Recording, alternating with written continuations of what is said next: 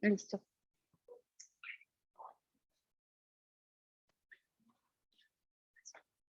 Ya. Bueno, buenos días para todos. Mi nombre es Sara Mesa, para los que no me conocen, y soy una de las residentes de primer año. Hoy les voy a hablar un poquito del enfoque de escleritis. Esta charla estuvo asesorada por el doctor Luis Fernando Velázquez y la doctora Claudia Durán. Muchas gracias a los dos por la ayuda. Un segundo, que no nos pasa. Ya, ese es el contenido que vamos a hablar un poquito durante este ratico. Vamos a hablar un poquito de la definición de la epidemiología actual, la fisiopatología de lo que conocemos hasta el momento, un poquito de la clasificación y ya nos vamos a centrar pues como en el enfoque de diagnóstico y tratamiento. Entonces, la definición como tal, la escleritis es un trastorno destructivo inflamatorio de la esclera que puede ser potencialmente letal en ciertas presentaciones que vamos a ver más adelante. Además, esa escleritis se puede ubicar en la zona anterior o posterior, como vamos a ver, delimitado por la inserción de los músculos extraoculares. Y puede extenderse a tejidos adyacentes como la córnea, la piesclera o el tracto uveal. La razón por la que quisimos revisar este tema fue por la gran asociación que tienen las enfermedades reumatológicas con la escleritis y que muchas de ellas se van a comportar como primera manifestación de la enfermedad a nivel ocular. Entonces, digamos que ahí es de vital importancia para nosotros saber reconocer cuáles son las más comúnmente asociadas a cada presentación de escleritis y las que más comúnmente vamos a asociar, que vamos a hablar un poquito de ellas en este momento, es la artritis reumatoidea, las vasculitis asociadas a ANCA y la policondritis recidivante. En cuanto a la epidemiología actual, según los últimos datos de 2020, tenemos que no hay predilección de raza, pero sí tenemos una prevalencia mayor en el género femenino y más o menos en una edad media de 50 años, que es como la típica presentación de las enfermedades reumatológicas. Hay un porcentaje de bilateralidad del 40% que se puede dar de forma simultánea o consecutiva y la prevalencia en general es de 5.2 casos por cada 100.000 habitantes. En cuanto a la fisiopatología, aunque sigue en estudio, lo que sabemos es que la esclera, por su alto contenido de colágeno tipo 1, se puede comportar como un blanco similar al resto de las articulaciones del cuerpo en estas enfermedades inflamatorias, y por eso es uno de los focos, sobre todo de la artritis reumatoidea, que es la que más vamos a mencionar. Es una vasculitis mediada inmunológicamente, donde se puede producir una oclusión vascular, en ciertos casos una necrosis, como vamos a ver, y hay infiltración de células inflamatorias como los macrófagos, que son los que van a hacer esa primera respuesta de presentación antigénica. Los linfocitos sé que van a hacer una secreción de citoquinas proinflamatoria y la destrucción típica de la escleritis, que se va a dar a cargo de las colagenasas y las metaloproteinasas. Bueno, entonces yo quise hacer este algoritmo pues como para enfocar un poquito la charla, porque es un tema, digamos, muy amplio y denso de abordar. Entonces les voy a ir mostrando como secciones de este algoritmo, también pues es como el enfoque que tendríamos con un paciente real. Entonces inicialmente nos vamos a enfrentar a ese paciente que comúnmente va a llegar por un motivo de consulta de ojo rojo, y además de todas las otras etiologías de ojo rojo, el principal diagnóstico diferencial que debemos tener en cuenta es la piescleritis y saber reconocer ambas etiologías.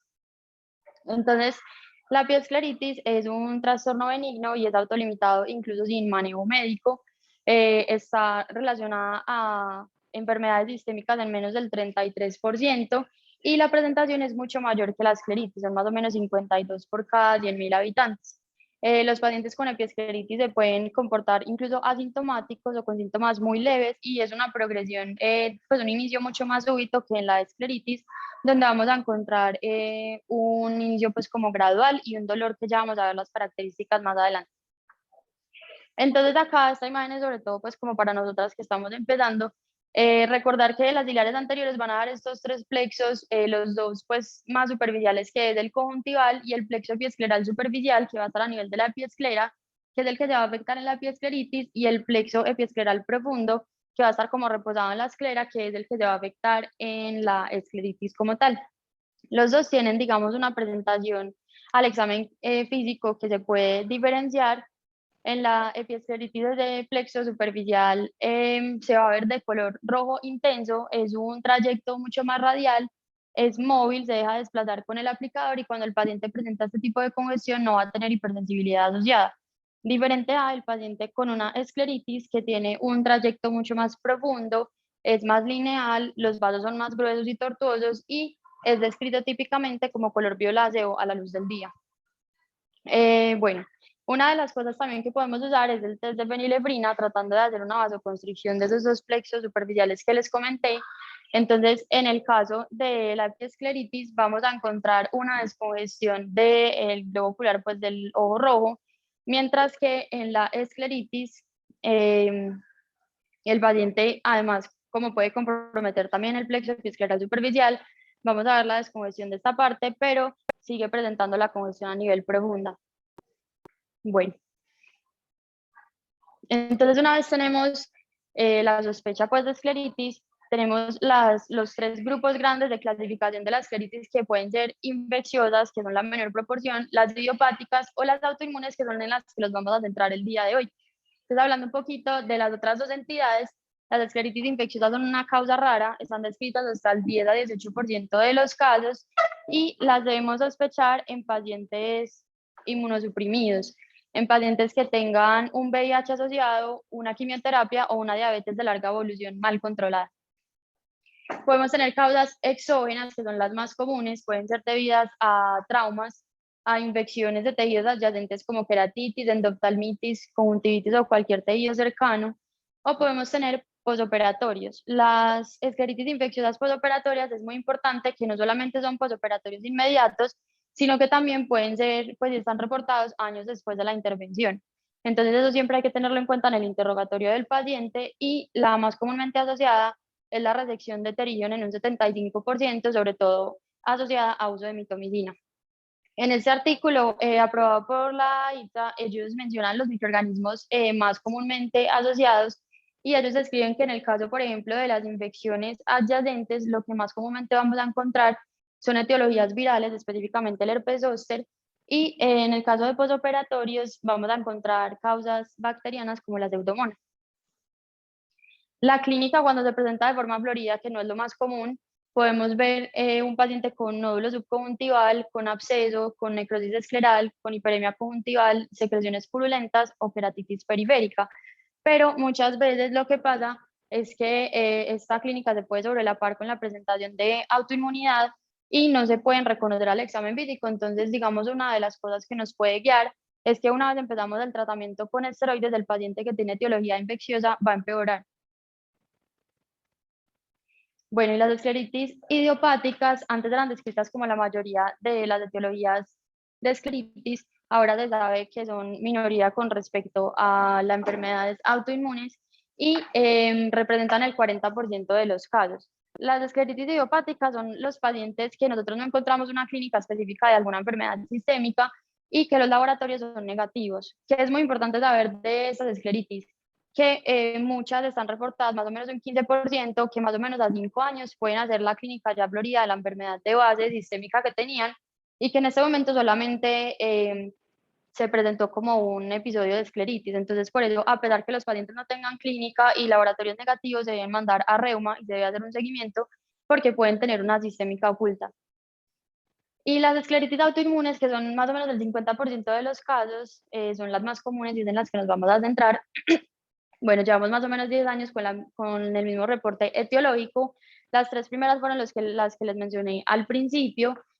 Pues para los que no estaban, es la artritis reumatoidea, la poliangitis granulomatosa seguida de la policondritis recidivante. Y también tenemos reportes de lupus eritematoso sistémico, enfermedad inflamatoria intestinal, las espondiloartropatías seronegativas, que son mucho menos comunes en esta presentación, o poliarteritis nodosa.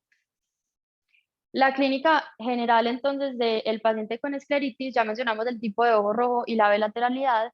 El dolor es un dolor que se describe como moderado a severo, que está, digamos, como irradiado a la parte del trigémino, entonces el paciente lo describe que se va a la demicara pues comprometida, que empeora con los movimientos oculares y que empeora específicamente en la noche o incluso reportan despertares nocturnos pues por el dolor. Podemos tener acompañantes como epíbora y fotofobia, y la agudeza visual puede estar comprometida en ciertas formas que vamos a ver. En ese artículo ellos reportan, y para tener en cuenta, que más o menos un 20% no se van a presentar con ese dolor típico, o incluso se pueden presentar asintomáticas, y es por tres causas. Lo primero es que el paciente esté haciendo una presentación leve de la enfermedad, que son las anteriores no necrotizantes, o sea, la difusa y la nodular. Lo segundo es que el paciente tenga ya una enfermedad instaurada con su manejo inmunomodulador. O lo tercero es que el paciente esté cursando con una necrotizante no inflamatoria, que es la escleromalacia perforans, que, como vamos a ver, el paciente típicamente es asintomático. Bueno, entonces la clasificación, seguimos con la misma clasificación desde 1976, que es el sistema de Watson, que lo va a clasificar según la localización, como les mencioné, por músculos extraculares en anterior o posterior. Va a definir el patrón inflamatorio como difuso o nodular, y la gravedad, si es necrotizante o no necrotizante. Esto es demasiado importante saber reconocer qué tipo es específicamente, porque nos va a dar una etiología probable de la enfermedad asociada, qué manejo debemos empezar, porque hay unas que deben tener un manejo más agresivo, y el pronóstico de la enfermedad. Entonces, nos dividiría las formas en las anteriores y la posterior, y las anteriores entonces quedarían en las anteriores no necrotizantes, que son la difusa y la nodular, y las anteriores necrotizantes, inflamatoria y no inflamatoria. Acá las puse no complicadas y complicadas, no porque las necrotizantes se comporten siempre como complicadas y estas como no complicadas, sino porque las anteriores, difusa y nodular, normalmente se asocian a enfermedades que son de mejor pronóstico y tienen menor tiempo de evolución. Y además no comprometen tanto visión como las otras. Y las necrotizantes las puse como complicadas porque son las que más visión van a comprometer en compañía de la posterior, y están asociadas a enfermedades de larga evolución como la R, o de muy mal pronóstico como las vasculitis asociadas a ANCA. La escleritis anterior difusa es la forma más común de las escleritis, abarca más o menos un 60% de los casos y es la menos grave de todas las presentaciones. Podemos encontrar entonces un paciente que llega con un dolor de inicio insidioso, y la presentación, digamos, clínica incluso se puede confundir con una epiescleritis difusa. Vamos a encontrar un compromiso del plexo superficial, y se puede ver pues como el patrón difuso del profundo. El color ya lo definimos como el violeta clásico. Las complicaciones acá son muy poco comunes, menos del 10%, y después que hay una resolución del cuadro puede haber una translucidez de la esclera por el adelgazamiento que produce esa etiología. Y acá tenemos una asociación hasta el 50% con la artritis reumatoidea. Bueno, tenemos la escleritis anterior nodular, que es la segunda forma más común, abarca hasta un 30%. En este caso, el paciente va a cursar con un nódulo que puede ser único o puede ser múltiple, y en caso que sean múltiples van a confluir hacia una misma zona, y van a estar normalmente ubicados en la sección interpalpebral cerca al limbo. Normalmente están, digamos, con un tejido hiperémico perilesional, y el resto que está alrededor lo podemos encontrar transparente pero sin características necróticas. Las complicaciones acá también son raras, es un 10% más o menos, y es en el caso que no se haga un tratamiento temprano, ese nódulo se puede necrosar, y acá tenemos una asociación de hasta un 45% con artritis reumatoidea. Entonces, según estas dos revisiones que, digamos, asocia las enfermedades autoinmunes, sobre todo la artritis, con las manifestaciones oculares inflamatorias, vamos a hablar un poquito de la artritis. La artritis, recordemos que es una poliartropatía inflamatoria de articulaciones de pequeño tamaño, sobre todo metacarpofalángicas. Es un compromiso sistémico que se da típicamente, simétrico, que se da típicamente en una mujer en la tercera década de la vida, y que puede comprometer órganos extraarticulares que hablan de mayor gravedad de la enfermedad, o que el paciente, si ya tiene un tratamiento de base, no está bien controlado y necesita ajuste. Más o menos un 6.3% de estos pacientes en algún momento de la enfermedad van a cursar con una R, y la R en general representa más o menos el 33% de las escleritis, sin definir pues como el tipo. Hay que tener en cuenta que casi el 90% de los pacientes, cuando cursan con esa escleritis, ya van a tener el diagnóstico de la artritis, y por eso van a tener un manejo inmunomodulador de base. Entonces, esa, digamos, es una de las razones por la que estos pacientes generalmente van a ser formas más leves de la enfermedad, como las anteriores no necrotizantes. Eso nos da un 10% restante, que es como lo que nosotros vamos a tener que enfrentarnos a esa primera manifestación ocular, que va a ser cómo empieza la enfermedad. El 5% se puede hacer en la evaluación inicial, que los pacientes ya pueden empezar a manifestar síntomas, y el otro 5% va a ser durante el seguimiento, que era lo que les comentaba ahorita, que son las clasificadas como idiopáticas, que es una sistémica oculta. Y en caso que el paciente presente una forma necrotizante, que no es lo más común, siempre hay que iniciar un tratamiento temprano por la alta tasa de mortalidad con esta presentación.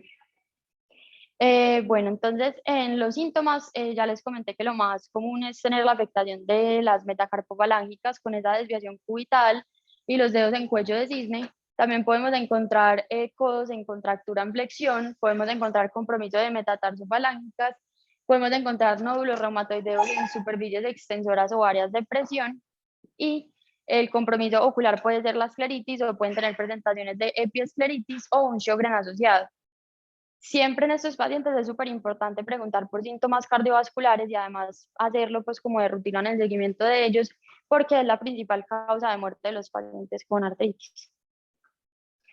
La policondritis recidivante es una enfermedad muy rara en presentación, está descrita de 1 por cada 285.000 personas, pero aunque es muy rara en su presentación, representa la tercera causa de escleritis y es demasiado importante que nosotros la sepamos reconocer por dos razones. Uno, la primera es que los pacientes, más del 50% en algún momento del curso de su enfermedad, van a cursar con una escleritis, y lo segundo es que este diagnóstico es netamente clínico, no hay laboratorios específicos para una policondritis, entonces nos tenemos que guiar con la revisión por sistemas de los pacientes. Hay que tener en cuenta también que una tercera parte de estos pacientes van a tener asociaciones con otras enfermedades como vasculitis o trastornos del tejido conectivo, y eso hace que puedan tener variaciones en la presentación, como vamos a ver más adelante. Bueno.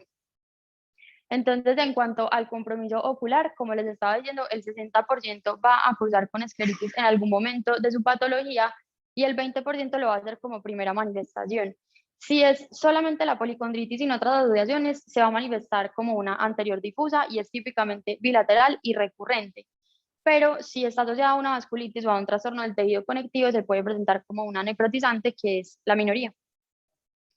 Los síntomas entonces típicos de estos pacientes, pues en compañía de esa afectación ocular, va a ser la inflamación auricular. Los pacientes presentan eritema, hipersensibilidad local en el 40%, que puede ser uni o bilateral, y presentan el signo típico de la silla de montar, que se da por ese desgaste del tabique nasal. El 10% lo pueden hacer como en esa manifestación inicial y el 25% durante el seguimiento de la enfermedad. Puede afectar también vías respiratorias de gran calibre, entonces pueden tener variaciones en síntomas respiratorios y también pueden presentar inflamación de arcos costales o síntomas cardiovasculares. Entonces ya una vez pasamos estas anteriores no necrotizantes, vamos a hablar de las necrotizantes tanto inflamatoria como no inflamatoria, y vamos a ver que lo más importante es que en esa necrotizante inflamatoria debemos pensar inmediatamente en una vasculitis asociada a ANCA, y en las necrotizantes no inflamatorias una AR de larga evolución. Las necrotizantes en general, pues las anteriores necrotizantes son las menos comunes, pero son las que representan mayor riesgo porque en compañía de la posterior son las segundas que más comprometen visión, y de todas son las que más están asociadas a enfermedades sistémicas. Bueno, entonces en esta presentación típicamente son mayores, pues la edad es mayor en presentación, son más o menos 66 años, mujeres, y puede ser la primera manifestación como vamos a ver, o puede ser una patología que esté, digamos, en ese momento con una recurrencia que no esté controlada con su manejo de base. Es muy importante que hay alto índice de muerte en 5 años en esta presentación necrotizante. En caso de no iniciar un manejo oportuno, está descrito hasta el 95% en las granulomatosis con poliangeitis, 87% en las poliarteritis nodosas y 50% en la artritis reumatoidea. Bueno, entonces en la necrotizante inflamatoria tenemos un paciente que típicamente consulta por un dolor severo y además compromiso de la visión, y vamos a encontrar unas áreas de necrosis avasculares que van a estar, digamos, rodeadas por un tejido hiperémico perilesional. La perforación acá es rara y en caso que haya mucho compromiso escleral puede haber adelgazamiento que permita ver la uva. La evolución normalmente es bilateral y rápidamente progresiva, y la que más se asocia a complicaciones como queratitis ulcerativa, uveitis o glaucoma por trabeculitis. Esto es, una vez se resuelve pues como el caso, el paciente puede presentar un adelgazamiento que nos permita ver pues como el cambio de color al tejido veal. Las vasculitis asociadas a ANCA, entonces, son unas vasculitis de pequeños vasos que no están asociadas a inmunocomplejos y tienen tres presentaciones. Está la poliangiitis granulomatosa, que es la que antes conocíamos como Wegener. Está la poliangiitis microscópica y está la poliangiitis eosinofílica, que es la de Church-Strauss. Vamos a ver ahorita, todos son positivos para ANCA, pero tenemos los CANCA y los PANCA, entonces también tenemos que saber pues cómo enfocarlos, y es muy importante que el 30% de estas vasculitis van a ser negativos para ANCAs, entonces hay que tenerlo en cuenta. Igual el paciente con una presentación necrotizante, ANCA negativo, hay que seguir considerando una vasculitis y hacerle seguimiento al paciente.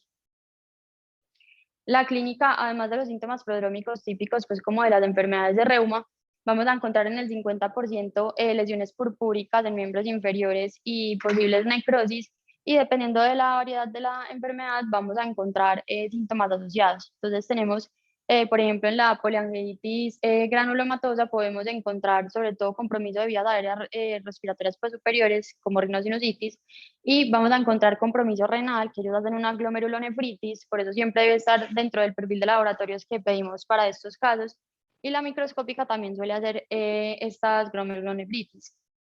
Pero en las eosinofílicas lo tenemos que enfocar más a nivel respiratorio, que es lo que más compromete, por lo que debemos pensar también en pedir una placa de tórax cuando lo estemos sospechando. Entonces, basado en este estudio retrospectivo de 1.286 pacientes, ellos hablan pues como de las manifestaciones sistémicas de las vasculitis, describen que 82% de esas presentaciones necrotizantes hablan de una vasculitis asociada a ANCA. Y de ese 82%, el 50% lo va a hacer como primera manifestación, o sea, van a debutar con esa escleritis como primera manifestación de la enfermedad. Es típicamente bilateral y rápidamente progresiva, y como ya les comenté, pues la mayor presentación es necrotizante. Luego tenemos la escleromalacia perforans, que es la necrotizante no inflamatoria. Esto es como el cuadro más atípico de las escleritis, porque ya, digamos, presentan una denervación por esa necrosis, entonces los pacientes van a ser asintomáticos y se va a dar sobre todo en ARs de larga evolución. Dale. Lo que vamos a encontrar, entonces, el paciente va a consultar por dos causas sobre todo. La primera es por disminución de la agudeza visual, que se da por un astigmatismo que produce ese adelgazamiento escleral, o porque nota cambio de coloración en la esclera, que se da ya por esa destrucción, que vamos a ver pues como el tejido veal que va a estar rodeado por conjuntiva, contenido por conjuntiva, pero no vemos la inflamación que veíamos ahorita alrededor. La perforación, a pesar del nombre, es rara. eh, y acá pues es, digamos, ya cuando lleva un tiempo pues importante la enfermedad, que se puede ver ese prolapso uveal. Y luego entonces vamos a hablar de la posterior, muy general, porque digamos eso ya es una entidad pues aparte, representa más o menos el 10% de los casos, y es una inflamación, como les comenté, posterior a los músculos extraoculares. La posterior es la que más pone en peligro la visión por todas las complicaciones que puede tener, y es un reto diagnóstico porque no va a ser clínico como los otros signos que veíamos en la parte anterior, sino que también nos tenemos que ayudar de una ecografía, que es la que finalmente pues, nos va a ayudar a hacer pues, como ese diagnóstico. Hasta el 35% están descritos que pueden ser bilaterales, y es la que menos asociación tiene con enfermedades sistémicas, más o menos de un 29%. Los síntomas del paciente puede llegar con un dolor de las características típicas que ya comentamos de la escleritis, una visión comprometida, puede tener hipersensibilidad a la palpación, y puede haber diplopia por miositis. Si hay signos anteriores, podemos encontrar cualquiera de estos, que es quemosis, una proptosis, un edema palpebral, oftalmoplegia, puede haber hipermetropía o ptosis palpebral, y en el fondo de ojo podemos encontrar desprendimientos exudativos de retina, un edema de disco, una efusión coroidea, edemas maculares o pliegues coroideos. La imagen típica de la escleritis posterior en una ecografía es el signo de la T, que es este que les estoy señalando acá, y se da por ahí pues un engrosamiento de la esclera posterior, y va a haber como una interfase por el edema que va a estar a nivel de la tenon, que separa el nervio óptico de la esclera. Si usamos, pues también hay otras imágenes que se pueden usar, pero digamos la tomografía, que es más como para buscar diagnósticos diferenciales, también se puede apreciar pues como inflamación de la esclera a nivel posterior. Las complicaciones en general de las escleritis se presentan más que todo en las presentaciones necrotizantes y son de forma tardía. La pérdida de la visión, como les comenté, es más en las formas posteriores de un 84%, hasta 75% en las necrotizantes, 26% en las nodulares y la que menos compromete visión en un 9% son las formas difusas. La uveitis está presente hasta en el 60% de los casos, puede haber una queratitis ulcerativa periférica en el 37% de los casos, sobre todo las necrotizantes. El aumento de la presión generalmente es transitorio debido a la inflamación que se va a generar o por el uso crónico de esteroides, y ese uso crónico también puede dar cataratas subcapsulares posteriores y puede haber los cambios en el fondo de ojo que ya mencionamos. El diagnóstico como tal, entonces, en las formas anteriores es clínico, con todos los signos que ya describimos. Siempre tenemos que mirar el tipo de ojo rojo que describimos del paciente, pues, los síntomas acompañantes, mirar el tipo de dolor y qué características de dolor tiene. En la historia siempre preguntar si el paciente ya tiene enfermedades sistémicas conocidas y si tiene tratamiento en ese momento y si es adherente al tratamiento, si hay cirugías previas de cualquier momento oftalmológicas. En el examen físico siempre mirar pues con lámpara de hendidura todos esos signos anteriores y el fondo de ojo para buscar esas complicaciones posteriores, y en caso que encontremos algo posterior que nos haga pensar en una escleritis posterior, solicitar una ecografía para tratar de hacer el diagnóstico. En la revisión por sistemas, entonces, preguntar por alteraciones en piel o caída de pelo que nos van a hacer pensar en un lupus, síntomas respiratorios que son un poco más inespecíficos, pero se pueden presentar en el lupus, en la granulomatosis con poliangeitis, en la enfermedad eosinofílica o en una tuberculosis como de etiología infecciosa. Los síntomas cardiovasculares que hablan sobre todo de gravedad en lupus, AR o incluso vasculitis. Las gastrointestinales y neurológicos son un poco más inespecíficos. El compromiso distal simétrico de las metacarpofalángicas que les comenté en artritis y el compromiso de cartílago auricular típico de la policondritis recidivante. Ya una vez entonces tenemos el diagnóstico, lo que vamos a hacer es enfocar ese paciente para saber dónde debemos hacer el manejo, qué tratamiento debemos empezar según la forma y siempre la interdisciplinariedad con reumatología.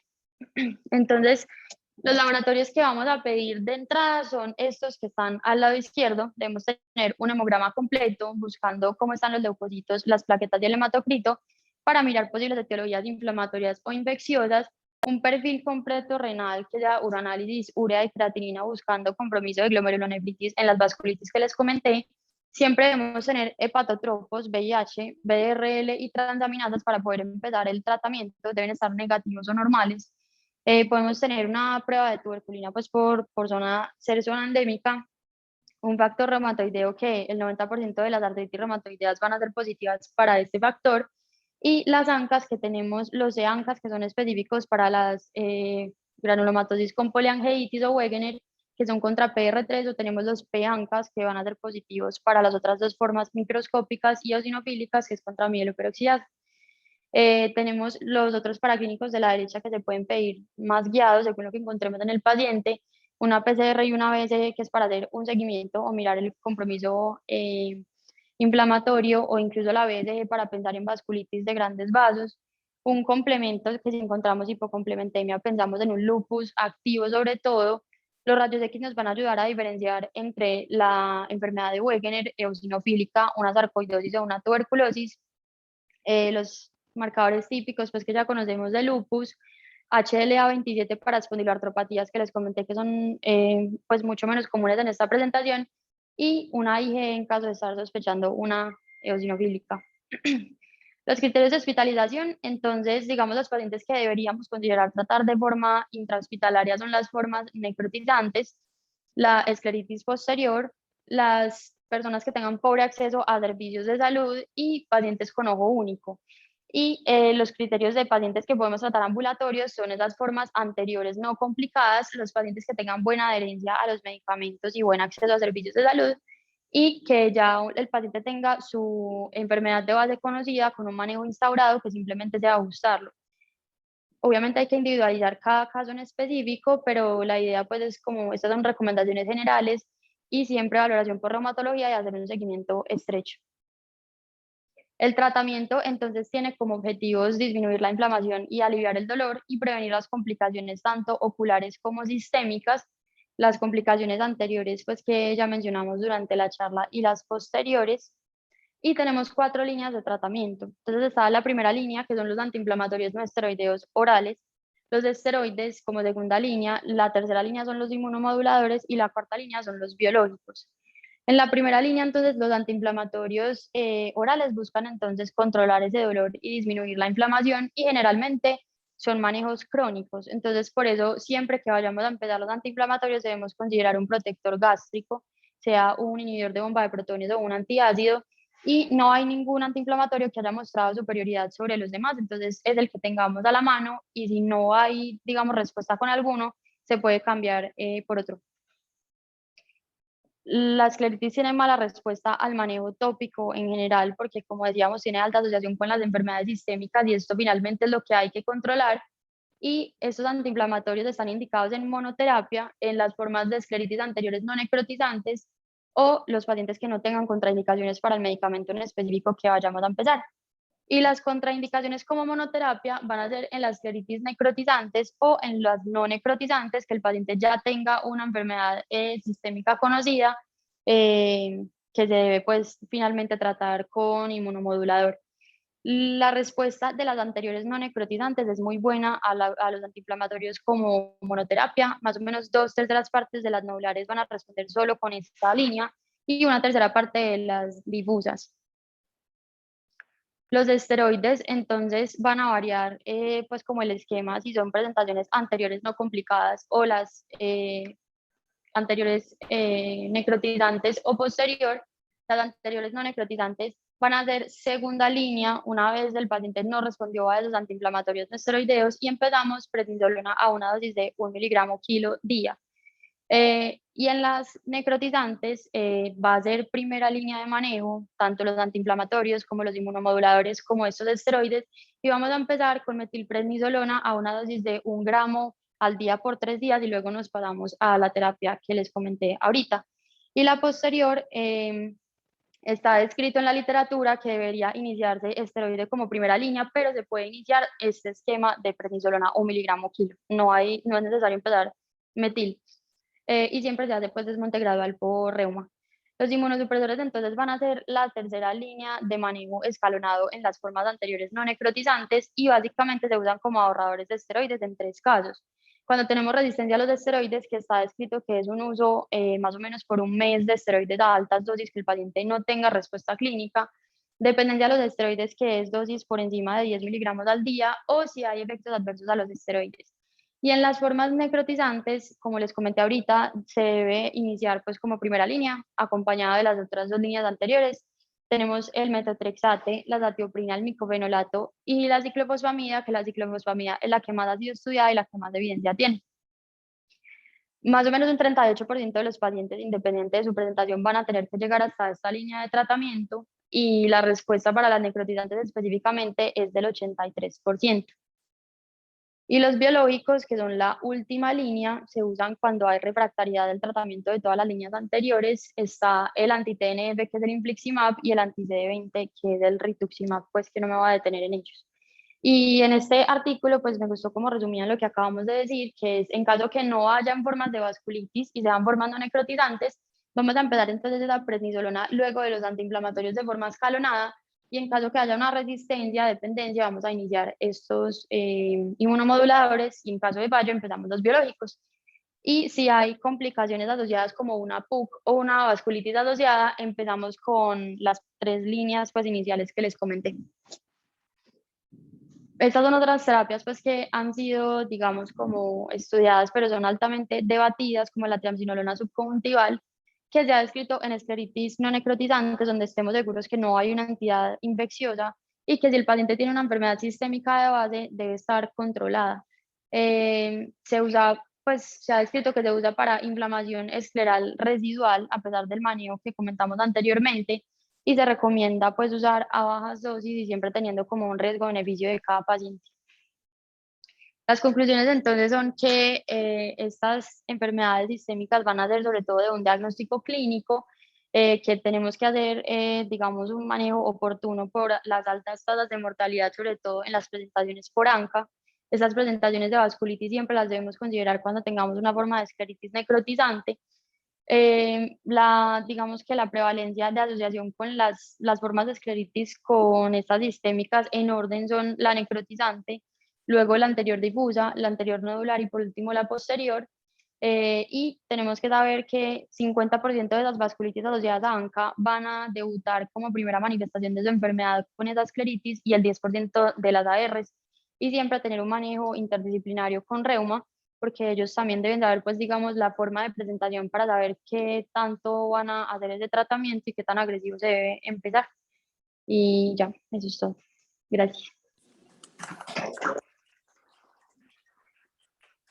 Excelente, esa era una gran revisión. Este es un tema muy, que es, como les decía, bastante, creo que es bastante frecuente. Y es, pues digo que Sara nos dejó claro la importancia de diferenciar esta patología, sobre todo por las implicaciones que tiene. Para mí la biología siempre ha sido la medicina interna de la oftalmología y por eso vemos la cantidad de opciones que tiene. Y aprovechando que tenemos dos especialistas acá, quería preguntarles, desde el punto de vista de lo que ustedes les digan, porque casi siempre llegan los complicados, cuáles son los errores más frecuentes que cometemos, tanto los no biólogos como optómetras, porque es que como esta es una enfermedad que a veces se confunde con enfermedad de superficie y los empiezan a tratar, creo que de optometría también a veces se cometen algunos errores que se pueden evitar. No sé qué consejos nos pueden dar para orientar bien estos casos.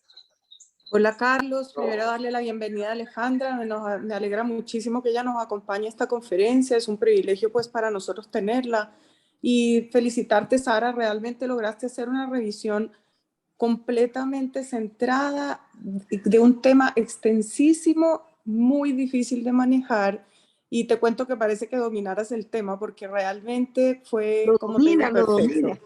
Súper, súper bien. De verdad que felicitaciones porque es tu primera conferencia que das como residente. O sea, realmente pues maravilloso. A ver, varias cosas. Lo que decía Carlos es muy cierto. O sea, el primer error grande que yo creo que cometemos todos es no mirar el ojo, no mirar al paciente cuando entra porque te da muchas veces tips como de saber que el paciente tiene una R, que es simplemente mirándole las manos, la rigidez y la postura de un paciente con espondiloartropatía, tú la ves cuando entra, cosas como de esa naturaleza, pero el paciente hay que sentarlo en la silla y antes de ponerlo en la lámpara de hendidura, tenemos que abrir el ojo y mirar, hacerlo mirar abajo, arriba, en todas direcciones y evaluar la esclera. Porque el paciente va a venir y te va a decir, doctora, tengo un dolor horrible y tengo un ojo rojo. Y yo les digo que nosotros diariamente con Alejandra vemos pacientes que llevan años de síntomas y simplemente por no mirar bien la esclera, se te pasa un diagnóstico frecuentemente. Entonces, eso es lo más importante, siempre estar alerta a mirar la esclera, evaluarlo en forma, no pensar, desgraciadamente, pues siempre se piensa que ojo rojo es conjuntivitis, y los pacientes vienen usando esteroides, incluso tópicos de larga data, que lo único que generan son catarata y glaucoma, como sabemos, ¿cierto? Mal usados. Entonces, evaluar y tener siempre en la cabeza, esta escleritis es un desafío diagnóstico. O sea, nosotros podemos ser los primeros que tenemos la opción de diagnosticar enfermedades tan graves como una poliangeitis, es cierto, una granulomatosis con poliangeitis, que es la enfermedad de Wegener, como la llamábamos antiguamente, o una R, cierto, un lupus, o sea, enfermedades sistémicas realmente graves. Al estar la vasculitis activa en una escleritis, te está dando índice de que hay la vasculitis sistémica, probablemente esté activa, entonces eso es lo que le da la gravedad, sobre todo en los pacientes, como decía bien Sara, pacientes con enfermedad necrotizante, en que vamos a ver que se empieza a translucir, ¿cierto? La uvea y vamos a ver la imagen de parches morados o violáceos, ¿cierto? Que eso nos da otro índice importante. La inflamación es impresionante cuando llega una necrotizante activa, digamos, es una cosa grave, por lo tanto debemos hospitalizarla, como ella también bien decía, y ya en conjunto con el reumatólogo definir según el diagnóstico si vamos a empezar ciclofosfamida, los bolos de metilprednisolona, en fin. No sé, Alejandra, ¿qué más le podemos a ellos contar como de lo diario que nosotros nos toca ver en cuanto a la escleritis? Bueno, primero que todo también felicitaciones, qué conferencia tan espectacular. O sea, el manejo absolutamente fluido, las diapositivas divinas, me encantaron. Felicitaciones, Sara. Súper, súper, súper Muchas completa. Me gracias. encantó. Una cosita chiquita, se dice artritis reumatoide, no reumatoideo. Reumatoideo y artritis reumatoide. Tú lo tenías bien puesto en tus diapositivas. ¿Listos? Hay veces que esta fallita la cometen también inclusive los reumatólogos, es artritis reumatoide. Entonces, pero mejor, una súper, súper, súper revisión, Sara, muchas gracias. Una, una, Muchas gracias a ustedes. digamos, un error o una falla que se comete, es ser tímido. Bueno, todas las que dijo Claudita, absolutamente de acuerdo, de mirarlo macro primero, de mirarlo con la luz, porque estamos en un cuarto oscuro y entonces pasamos directamente a la lámpara de hendidura. Yo siempre les digo, vengan y miremos esto primero aquí macroscópicamente y ojalá la ventana abierta, la luz día, si se puede, si no estamos de noche haciendo consulta, pero es mirarlo macro y que el paciente mire para todos lados, pues el interrogatorio, todo lo que tú ya dijiste de dolores que los despiertan por la noche, que se irradian a la mandíbula o a la oreja, depende de donde esté la escleritis. Pero un error es ser tímidos. ¿Y cómo así ser tímidos? Mandarle, por ejemplo, dexametasona tópica o corticoide solamente tópico, o ahora, pues el error de un, digamos, oftalmólogo no especialista en uveitis es no remitir rápido, remitan rápido. eh, eh, Pidan ayuda, ustedes que tienen ahí el reumatólogo al lado, y el mirarles, como dice Claudita, la nariz, miren la silla de montar, mírenle las manos, pregúntenle todas las partes sistémicas, ¿no? De vasculitis. Pero el error de ser tímido es, por ejemplo, un paciente que llegue con una escleritis y con una queratitis ulcerativa periférica que se pueden acompañar. No darle los bolos de metilprednisolona o la ciclofosfamida. A veces uno ve estos violáceos terribles que no funcionan con el esteroide, incluso oral, a unas dosis que no son de 1 miligramo por kilo, porque a veces se les mandan un poquitico, 1 semana, 2 semanas, y a unas dosis que no son las adecuadas. Entonces esa timidez lo que hace es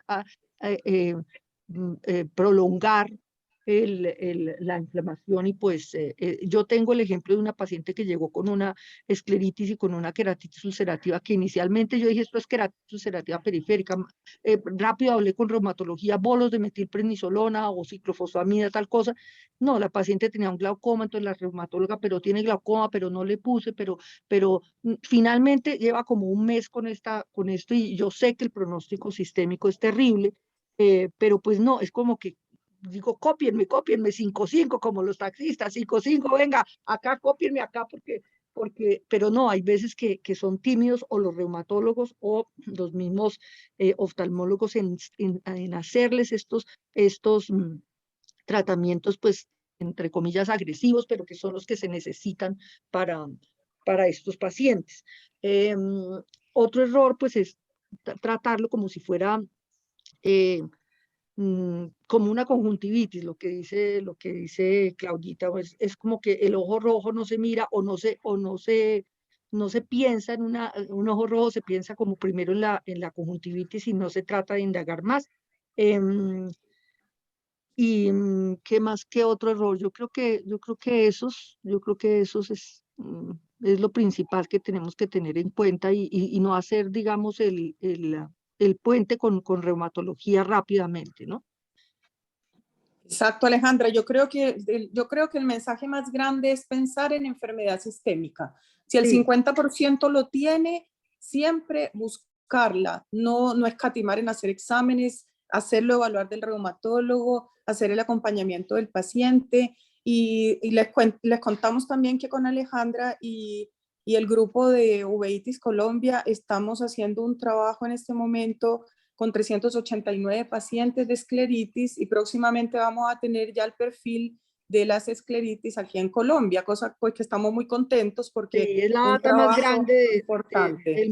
del mundo, no solo de Latinoamérica, sino es la data más grande porque nos unimos todos los uveólogos de Colombia y este ha sido un trabajo pues importante que no ha salido publicado porque estamos en la parte de análisis y ya hicimos discusión y análisis y todo, pues estamos puliéndolo. Exactamente, pero es una gran, pues una alegría tener la mayor estadística pues de tanto mundial como estabas diciendo tú y latinoamericana, entonces es una cosa importante que conozcamos la realidad nuestra, ¿cierto? El perfil demográfico, tratamiento, en fin, cómo se comportan. Sí, no, solamente felicitarte, Sara, y ha sido una gran conferencia y me encanta en realidad lo que decía Alejandra, cómo hacer una diagramación, cada diapositiva está supremamente bien estructurado en el sentido de que además de ser muy entretenida, es muy bonito y es muy resumido. Así que simplemente felicitarte y no más, pues extraordinario. Aquí hay Muchas gracias, doctora. una pregunta en el chat que si tú quieres iniciar y yo complemento, Claudita, adelante. Dice el doctor William Rojas, muy buena revisión, mil gracias, varias preguntas. ¿Qué tan frecuente es esa asociación entre escleritis e inflamación intraocular, o sea, uveitis? ¿Qué implicaciones tiene esta asociación en el manejo? ¿Y existe algún factor pronóstico a tener en cuenta para el manejo? No, pues la asociación yo creo que es frecuente, o sea, nosotros la vemos, yo por lo menos acá en el consultorio, yo diría que por lo menos la mitad de los pacientes cuando tienen sobre todo asociación sistémica y el compromiso de uveitis anterior, que hay celularidad en la cámara. Y entonces muy frecuentemente los pacientes secundariamente, digamos, hacen ese compromiso de cámara y el tratamiento, pues yo diría que para mí no cambia en el sentido de que simplemente si hay una enfermedad de base, la enfermedad de base es la que va a mandar el tratamiento, ¿cierto? Normalmente esos pacientes con AR, normalmente si no vienen con metotrexato, idealmente uno siempre los dirige hacia ese tema. Y no, pues yo diría que básicamente es eso la asociación. No sé qué has visto tú, Alejandra, como en tu Yo he práctica. visto, digamos, por supuesto mucho más frecuente que se presenten aisladas, la uveitis o la escleritis. Digamos, yo veo mucho menos frecuente una asociación escleritis más uveitis al mismo tiempo. Y cuando se da, es un factor de mal pronóstico. O sea, los desenlaces de los pacientes que tienen escleritis más uveitis son peores. Entonces, a un paciente que tenga uveitis más escleritis hay que correr. Entonces, esa es la implicación que tiene en el manejo y el pronóstico, pues sí, es peor. Entonces, cuando hay esclerouveitis, al paciente hay que súper correr. Exacto. Inclusive, pues nosotros estamos tratando de mirar y estudiar también. Tenemos un estudio en que estamos analizando poliautoinmunidad en uveitis y no sabemos si clasificarlos como enfermedades, digamos, en el ojo son diferentes, porque lo que se inflama es diferente, igual es una enfermedad inflamatoria ocular, pero entonces estamos viendo y también les contaremos si uno puede, digamos, considerarlo como ya el hecho de que tenga estos dos compromisos como dos entidades como diferentes, entre comillas, digámoslo así, aunque sean inflamaciones oculares o las dos, ¿no? Pero pues el pronóstico sí es como un llamado de atención allí de ese paciente, así como está la necrotizante o como si está acompañada o como si es bilateral, hay que ponerle los bolos de metilprednisolona y la ciclofosfamida lo antes posible, porque se les salva hasta la vida. También cuando se presenta esclerouveitis, es mal, digamos, es para tenerlo en cuenta un factor de mal pronóstico. Muchas gracias a ustedes dos por tanto aporte. No sé si alguien de los presentes quiere compartir algo más. El doctor Cainarán. Es una pregunta que les quiero hacer. Hay una variedad de escleritis necrotizante, iatrogénica. Quiero preguntar a ver si a alguien se le ocurre aquí cuál pudiera ser. La de los pacientes que operaron con baratería, radiación. Ah, bueno, sí, la irradiación beta. Esa es una posición. Pero estoy pensando en otra. Que pueden ser varias, deben de haber varias. Yo desde retinología las estoy preguntando porque se las quiero mencionar porque de pronto algún día se pueden encontrar con el paciente y es muy asustador. los pacientes que han sido operados de desprendimiento de retina y sobre todo hace ya algunos años atrás se les ponía el elemento circular que se les ponía era una esponja de silicón y esa esponja de silicón erosiona dramáticamente la esclera y prácticamente el paciente le llega a uno como el que mostraste la foto con esa escleromalacia tan aterradora negra, pues que uno ya ve la V ahí encima. Ténganlo presente, eso se puede presentar, se ve, cada vez es menos común, pero todavía se ve. Entonces, Absolutamente de acuerdo, absolutamente de acuerdo. Yo aquí no, yo lo veo que están de pronto presencial porque te veo en el micrófono del doctor Restrepo, pero el que haya hablado no sé quién es, pero absolutamente toda la razón. Yo tengo dos casos y les cuento un caso que tengo, bueno, de una niña que me mandaron remitida de área hospitalaria a mi consultorio y le habían hecho todos los exámenes de la vida y querían que yo le hiciera los que les faltaban. Y era una niña joven que tenía un antecedente de cirugía de retina con la cincha escleral.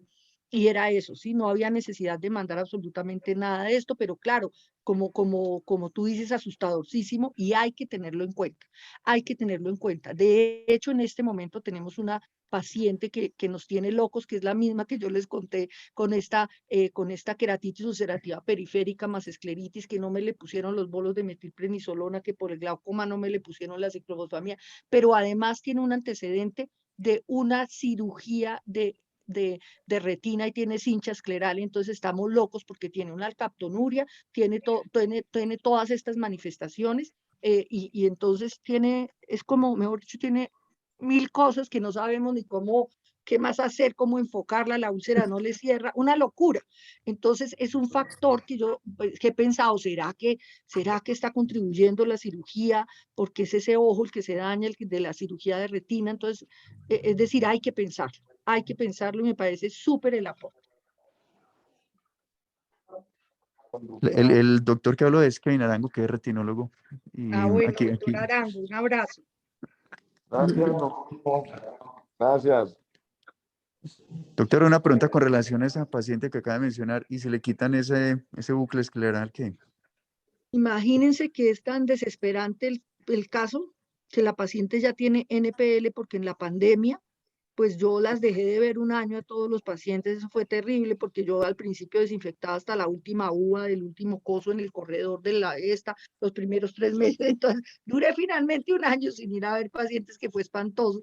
En este momento pues estaba tratada por una persona buenísima además, un glaucomatólogo, bueno, buenísimo, y finalmente no se logró el control de nada por esa timidez de decir, bueno, ya cuando yo la vi con toda esta inflamación, es un ojo con NPL, pero puede ser una opción, Carlitos, puede ser una opción. Eh, mm, estamos rebobinando todos, como yo digo, todos los linfocitos pensando, yo también, todo esto, estamos haciendo el reporte de caso, pero podría ser una opción. Pero ahí sí podría el verbo podrir porque ya no tiene sino no percepción de luz, terrible, terrible, terrible, es un caso Muy absurdo. difíciles, casos muy Las difíciles. bandas o los elementos circulares que se han colocado en cirugía de retina, realmente pues el efecto es muy transitorio y ya no es que sean necesarias mantenerlas ahí.